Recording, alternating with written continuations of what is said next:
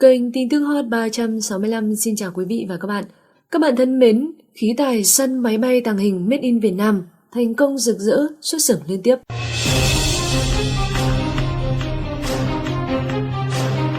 Vừa bàn giao 3 tổ hợp khí tài săn máy bay tàng hình cho quân chủng, Viện Kỹ thuật Phòng không Không quân tiếp tục nhận được yêu cầu sản xuất thêm để trang bị cho các đơn vị phục vụ công tác sẵn sàng chiến đấu. Thành công nối tiếp thành công. Theo báo Quân đội Nhân dân, năm 2016 là một năm thành công rực rỡ đối với Viện Kỹ thuật Phòng không Không quân khi liên tiếp đạt được nhiều thành tựu quan trọng trong nghiên cứu khoa học và công nghệ. Các sản phẩm do Viện nghiên cứu thiết kế chế tạo được ứng dụng hiệu quả trong công tác đảm bảo kỹ thuật, phục vụ nhiệm vụ huấn luyện, sẵn sàng chiến đấu của quân chủng nói riêng và quân đội nói chung. Kết quả đó đã góp phần khẳng định uy tín thương hiệu của một trung tâm nghiên cứu khoa học và công nghệ hàng đầu của quân chủng. Nổi bật nhất trong chuỗi những sản phẩm Made in Việt Nam do Viện Kỹ thuật Phòng không Không quân chế tạo phải kể đến radar tầm trung 6m RV02, khí tài săn diệt máy bay tàng hình được đánh giá thuộc loại tiên tiến nhất thế giới. Đại tá tiến sĩ Vũ Hồng Quang, Viện trưởng Viện Kỹ thuật Phòng không Không quân cho biết, trên cơ sở học tập, tiếp thu công nghệ chế tạo đài radar tầm trung 6m RV01 từ đối tác, hoàn toàn bằng nội lực trong nước trong thời gian 3 năm, từ 2014 đến 2016, Viện đã nghiên cứu thiết kế chế tạo thành công 3 bộ RV02 với nhiều tính năng cải tiến hơn so với đài radar RV01.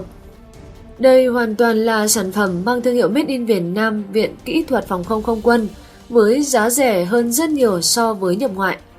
Sản phẩm này đã được bàn giao, trang bị cho các đơn vị và được Bộ Quốc phòng và quân chủng đánh giá cao, được các cấp tặng nhiều phần thưởng. Từ thành công đó, năm 2016, Viện tiếp tục được cấp trên giao nhiệm vụ sản xuất tiếp 3 tổ hợp radar RV02 trang bị cho các trạm dẫn đường không quân. Tự lực tự cường Made in Việt Nam. Được biết, radar RV01 do Việt Nam phát triển trên cơ sở chuyển giao công nghệ chế tạo đài radar bắt máy bay tàng hình chuyên nhiệm Vostok E của công ty KB Radar hay còn gọi là RV01. Sau khi nghiệm thu thành công, RV02 đã bắt đầu sản xuất trong nước với số lượng lớn. Theo truyền hình Quốc phòng Việt Nam, tổ hợp radar RV02 ra đời với sự chủ động hoàn toàn về công nghệ thiết kế, chế tạo, gia công ở tất cả các khâu. Nhờ ứng dụng nhiều công nghệ mới nhất, RV02 không những khắc phục triệt để các hạn chế của RV01 mà còn tạo ra nhiều đột phá về tính năng kỹ chiến thuật. Từ 2 xe khung gầm cơ sở và một số cụm thiết bị phải nhập khẩu từ nước ngoài,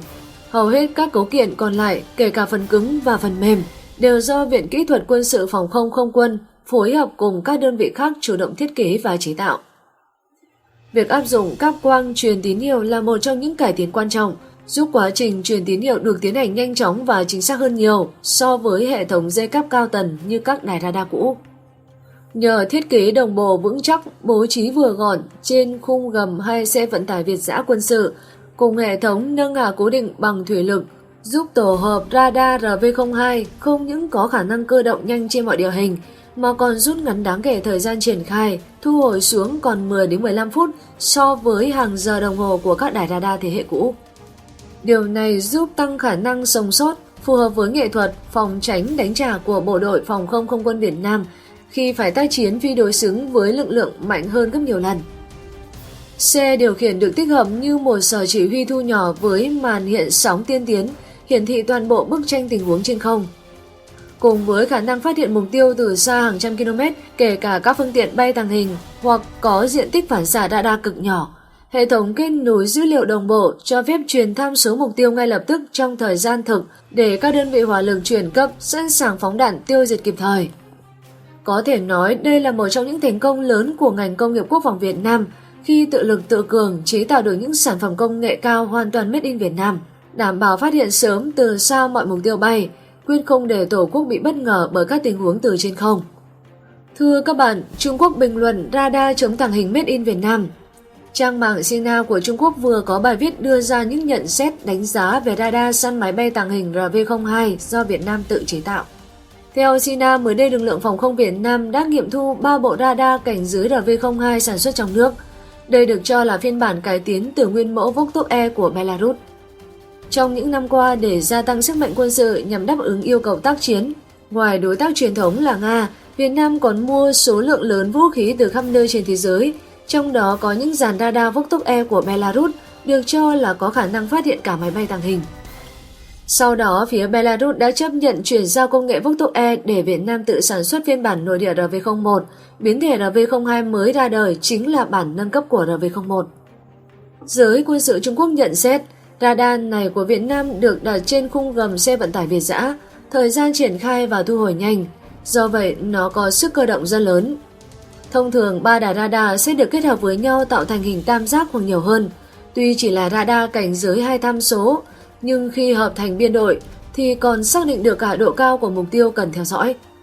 Thông số nguyên bản của Vostok E đó là trong môi trường không có nhiễu điện tử, nó phát hiện được tiêm kích rằng Su-27 từ cự ly 350 km, thậm chí F117A hay B2 cũng bị theo dõi từ khoảng cách tương đương. Còn trong trường hợp bị nhiễu điện tử mạnh, radar này phát hiện được FA-18 từ khoảng cách 255 km. Đối với F117A, con số này bị rút ngắn xuống còn 57 km. Tuy nhiên như vậy vẫn đủ để hướng dẫn các hệ thống tên lửa phòng không như S-300 hay Pechora 2TM phóng đạn tiêu diệt.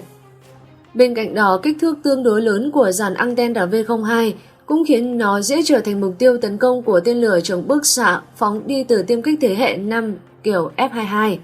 Do chiếc phi công này có tín hiệu phản xạ rất nhỏ, không thể phát hiện được cự ly xa. Tuy vậy, việc chế tạo thành công radar cảnh giới RV-0102 cho thấy bước tiến lớn của nền công nghiệp quốc phòng Việt Nam, giúp họ phần nào vá được lỗ thủng trong lưới lửa phòng không khi phải đối đầu với máy bay tàng hình đối phương. Thưa các bạn, gặp những khí tài này của Việt Nam, máy bay tàng hình phải lộ diện. Gần đây, lực lượng phòng không Việt Nam được trang bị nhiều vũ khí, khí tài hiện đại, trong đó có các loại radar tiên tiến phát hiện sớm từ xa mọi loại máy bay tàng hình. Để Tổ quốc không bị bất ngờ với những tình huống trên không, để các đơn vị hỏa lực chuyển cấp kịp thời diệt mọi mục tiêu, kể cả máy bay tàng hình, thì việc phát hiện và cảnh báo sớm đóng vai trò cực kỳ quan trọng. Trách nhiệm này đã lên vai các đơn vị radar, trinh sát kỹ thuật, liệu họ có thể hoàn thành nhiệm vụ. Không nghi ngờ gì nữa, với sự thông minh sáng tạo, được huấn luyện thành thục, các kíp chấp thủ hoàn toàn có thể phát hiện mọi mục tiêu bay, quản lý vững chắc vùng trời. Đặc biệt hơn nữa, với những khí tài trinh sát hiện đại mới được trang bị gần đây, lưới canh trời của Việt Nam đã được mở rộng về tầm cao tầm xa, đủ sức phát hiện mọi mục tiêu bay, kể cả máy bay tàng hình. Các tổ hợp trinh sát thụ động. Bộ 3 khí tài trinh sát thụ động gồm Veraung, Kochuga và ATS tự chế tạo trong nước tạo thành một mạng lưới đa tầng bổ trợ cho nhau, có thể phát hiện mục tiêu từ rất xa mà không bị phát hiện. Ưu điểm của các tổ hợp trinh sát thụ động là khó bị gây nhiễu và gần như không thể bị tiêu diệt bởi các loại tên lửa chống bức xạ diệt radar, định vị và bám các mục tiêu trên không, trên mặt đất, mặt biển một cách hoàn hảo, cung cấp đủ tham số trong thời gian thực. Trong số các tổ hợp này, Veraung được coi là hiện đại nhất. Đến ngay như NATO cũng phải đặt mua ít nhất 2 tổ hợp từ Cộng hòa Séc để tăng cường khả năng phát hiện máy bay tàng hình thế hệ 5 của Nga và các quốc gia đối phương tiềm tàng khác. Veraung hoạt động mọi điều kiện thời tiết, có cự ly trinh sát 400 km với size số 20 m, bám sát cùng lúc 200 mục tiêu với thời gian cập nhật tham số 1 đến 5 giây. Với công nghệ và phương thức trinh sát tính toán tiên tiến, chúng có thể nhìn thấy máy bay ném bom tàng hình B2 từ cự ly 250 km, giúp các đơn vị phòng không chủ động chuyển trạng thái sẵn sàng chiến đấu trước ít nhất 10 phút. Kochuga là hệ thống trinh sát điện tử thủ động được phát triển bởi công ty Toba, chuyên dùng để phát hiện các mục tiêu bay từ khoảng cách 800 km ở mọi độ cao. Tổ hợp radar thụ động này có thể chặn thu và giao hội các tín hiệu sóng điện tử bắt được từ các đài kế bên để phát hiện, xác định vị trí, theo dõi, bám sát các loại phương tiện bay, kể cả loại tàng hình, cùng lúc bám sát tín hiệu của 32 mục tiêu với đủ 3 tham số. Theo tính toán của nhà sản xuất, nếu hệ thống Kochuga được đặt ở độ cao 100 m và mục tiêu bay ở độ cao 10 km, thì nó có thể thu tín hiệu và xác định vị trí mục tiêu từ cự ly 450 km, còn mục tiêu bay ở độ cao 20 km thì cự ly phát hiện đạt tới 620 km. RTI Made in Việt Nam là radar định vị mục tiêu thụ động dựa trên phương pháp TDOA, xác định mục tiêu bằng cách đo đạc chênh lệch thời gian lan truyền của sóng điện tử từ nguồn bức xạ đến các đài thu. Cấu hình của ATS gồm 4 trạm định vị với 3 trạm kế bên và một đài thu kiêm trung tâm xử lý tín hiệu. Kết quả này mở ra một trang mới đầy triển vọng trong việc tự chủ trang bị khí tài mới hiện đại cho quân đội, đồng thời giữ được bí mật quân sự. Tại Đại hội Đảng bộ Quân đội lần thứ 10 tháng 9 vừa qua, Bộ Quốc phòng đã chính thức giới thiệu hệ thống radar thụ động chuyên săn máy bay tàng hình này. ATS sẽ góp phần quan trọng trong việc phát hiện sớm, cảnh báo và cung cấp chính xác tọa độ mục tiêu cho các đơn vị hỏa lực phòng tránh, đánh trả có hiệu quả những cuộc tiến công của kẻ địch, đặc biệt là các loại phương tiện bay tàng hình. Các radar chủ động băng sóng dài. Mạng lưới radar chủ động của Việt Nam được cấu thành bởi rất nhiều loại radar tương đối hiện đại, trong đó có 2 dòng radar khả năng bắt máy bay tàng hình tương đối tốt, gồm Nebo UE và RB0102, chế tạo trong nước theo công nghệ của Belarus. RB0102 hoạt động có khả năng phát hiện máy bay tàng hình M117A bay ở độ cao 10.000m từ cự ly 72 km trong môi trường nhiễu mạnh và máy bay ném bom B-52 từ khoảng cách 255 km nếu không bị gây nhiễu. Tổ hợp radar này có rất nhiều ưu điểm như phát hiện từ xa và cung cấp chính xác đầy đủ 3 tham số của mục tiêu, theo dõi cùng lúc đến 120 mục tiêu, cơ động cao trên mọi địa hình, khắc tinh đối với các mục tiêu cỡ nhỏ và mục tiêu bay tàng hình. Chúng hoạt động hoàn toàn tự động, bao gồm phát hiện và bám sát mục tiêu, cũng như tự kiếm lỗi toàn bộ thiết bị, khả năng che giấu tốt, bộc lộ tín hiệu thấp, giúp tăng khả năng tự bảo vệ trước các loại vũ khí tiến công chính xác. Nebo UE là đài radar cảnh giới nhìn vòng tầm xa, có khả năng phát hiện các mục tiêu vũ trụ trên đoạn đầu và đoạn cuối quỹ đạo của chúng và các mục tiêu bay cỡ nhỏ có hệ thống phản xạ điện tử thấp như máy bay tàng hình, tên lửa hành trình. Máy bay tàng hình mục tiêu có hệ số phản xạ radar thấp có thể bị Nebo UE phát hiện từ rất xa, như tên lửa hành trình có diện tích phản xạ radar 0,1 m2 từ khoảng cách 140 km,